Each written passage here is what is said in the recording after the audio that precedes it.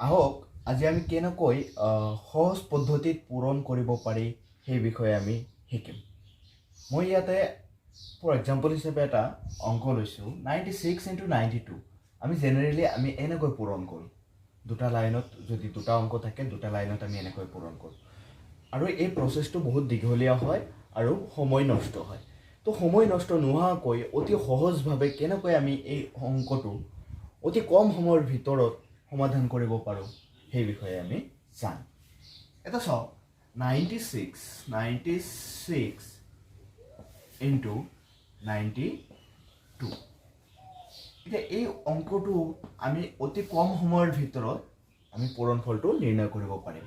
তো আমি ভাবিব লাগিব, ইয়াতে জানিব লাগিব যে 100 ইয়াতে 96 আছে, 100 হ'বলৈ বা 100তকৈ কিমান কম আছে, 100তকৈ কিমান কম আছে 96টো 100তকৈ কিমান কম আছে 4 কম আছে। ইয়াতে 100তকৈ কিমান কম আছে, ইয়াতে 8 কম আছে। এতিয়া আমি কৰিবলগীয়া কি আছে যে এই 96ৰ 4 কম আছে মানে 100তকৈ 4 কম আছে, ইয়াতেও 100তকৈ কিমান কম আছে 8 কম আছে। সেইকাৰণে আমি কি কৰিম, এই দুয়োটাৰ কিমান কম আছে মুঠ কিমান কম আছে সেইটো আমি মুঠটো হিচাপ কৰি ল'ম যে কি হয় যে 8 আৰু 4 যোগ কৰিলে কিমান হ'ব 12 হ'ব। আৰু 12টো আমি এনেকৈ ল'ম যে 100তকৈ 12 যদি কম হয় মানে ইয়াতে আমি মুঠ কৰিছোঁ কিমান কম আছে 12 কম আছে। 100তকৈ কিমান কম হ'ল তেনেহ'লে দুয়োটা মিলি 12 কম। তেনেহ'লে 100তকৈ 12 কম হ'লে কিমান হয়, 100তকৈ 12 কম হ'লে 88। আমি 88টো ইয়াতে লিখিব লাগিব। তাৰপিছত আমি কি কৰিবলগীয়া আছে যে 4ৰ লগত এই 8টো আমি কি কৰিম পূৰণ কৰি দিম। 4 × 8 = 32 আৰু এইটোৱে হ'ল এনসাৰ। এইটো আৰু এইটো চেম। তো কিমান সহজত এনেকুৱা অংক আমি সমাধান কৰিব পাৰোঁ। তো ফৰ এক্সাম্পল আমি বহুত ল'ম আৰু এক্সাম্পল ল'ম আৰু অংক কৰিম আমি কিমান সহজত কৰিব পাৰোঁ চাই। যে এনেধৰণৰ পূৰণ বিলাক অৰ্থাৎ 100ৰ ওচৰা ওচৰিকৈ থকা কিছুমান সংখ্যা আছে, সেই সংখ্যাবিলাক আমি অতি কম সময়ৰ ভিতৰত কেনেকৈ অতি সহজভাৱে সমাধান কৰিব পাৰোঁ আহক আকৌ ভালদৰে চাই। 88 × 95 এইটো যদি আমি কৰিবলৈ যাওঁ যে ইয়াতে 100তকৈ কিমান কম আছে, যে কিমান কম আছে 12 কম আছে। ইয়াতে 100তকৈ কিমান কম আছে 5 কম আছে, হয়নে? এতিয়া আমি কি কৰিবলগীয়া আছে যে দুয়োটা মিলি 100তকৈ কিমান কম হ'ল, যে 12 আৰু 5 কিমান হ'ল 17 হ'ল।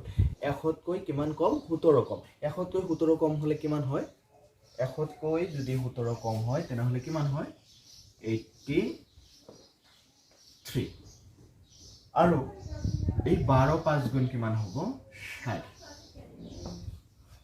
60। মানে এনসাৰটো হ'ব এইটো। আপোনালোকে যদি এইটো পূৰণ কৰিলেও আপোনালোকে এনসাৰটো এইটোৱে পাব। নেক্সট এক্সাম্পল যদি আমি লওঁ 98 × 93 যদি লওঁ, 98 × 93 এইটো যদি লওঁ, ইয়াতেও আমি চেম পদ্ধতি ইউজ কৰিম যে ইয়াতে কিমান কম আছে 100তকৈ 2 কম আছে। ইয়াতে কিমান কম আছে 100তকৈ 7 কম আছে। ইয়াতে 7 কম আছে। তো মুঠ কিমান হ'ল 2 আৰু 7 9। 100তকৈ কিমান কম 9 কম। তো 100তকৈ যদি 9 কম হয়, 100তকৈ 9 কম হ'লে কিমান হয় 91। আৰু এই দুইটা পূৰণ কৰি দিয়ক। 2 7 গুণ কিমান হয় 14। বাস এনসাৰটো এইটোৱে এনসাৰ। ক্যালকুলেট কৰি চাব পাৰে, এইটোৱে এনসাৰ। তো অতি সহজে অতি কম সময় খৰচ কৰি আমি অতি সহজভাৱে এনেকুৱা পূৰণ আমি কৰিব পাৰোঁ। তো ইয়াৰ পিছত তিনিটা সংখ্যা থকা অৰ্থাৎ 100ৰ ওপৰত যিবিলাক সংখ্যা আছে সেই 100ৰ ওপৰৰ সংখ্যাবিলাক আমি এই পদ্ধতিত পূৰণ কৰিব পাৰোঁ নে নাই সেইটো চাম। নিশ্চয় পাৰিম। আৰু তাৰ উদাহৰণ আমি ইয়াতে চাই লওঁ।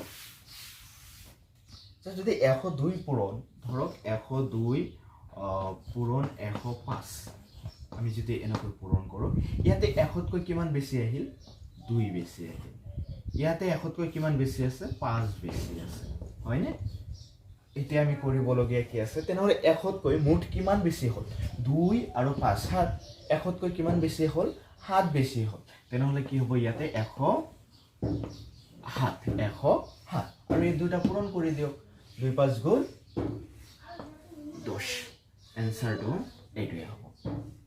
তাৰপিছত আৰু যদি এক্সাম্পল লওঁ যে ধৰক 107 107 পূৰণ 111 এইটো যদি আমি কৰিবলৈ যাওঁ ইয়াতে 100তকৈ কিমান বেছি আছে 7 বেছি আছে ইয়াতে 100তকৈ কিমান বেছি আছে 11 বেছি আছে হয়নে তেনেহলে 7 আৰু 11 কিমান হ'ল 18 100তকৈ কিমান বেছি হ'ল মুঠ কিমান বেছি হ'ল 18 বেছি হ'ল এই কাৰণে আমি 100 আৰু 18 ইয়াতে 118 লিখিম আৰু 7ৰ লগত এই 11টো পূৰণ কৰি দিও কিমান হ'ব 77 আৰু ক্যালকুলেট কৰিলে এইটোৱে পূৰণফল ওলাব তো ভিউয়াৰ্স সময় নষ্ট নকৰাকৈ অতি কম সময়ৰ ভিতৰত এনেকুৱা অংক আমি অতি সহজে সমাধান কৰিব পাৰো আৰু এনেকুৱা ধৰণৰ ভিডিঅ' পাবলৈ হলে মোৰ চেনেলটো অতি সোনকালে সাবস্ক্ৰাইব কৰি লওক লগতে বেল আইকনটো ক্লিক কৰক আৰু যদি ভিডিঅ'টো ভাল লাগিছে তেনেহলে লাইক কমেন্ট শেয়াৰ কৰিব আৰু ভিডিঅ'টো শেষলৈ চোৱাৰ বাবে ধন্যবাদ আৰু এনেকুৱা ভিডিঅ' পাবলৈ হলে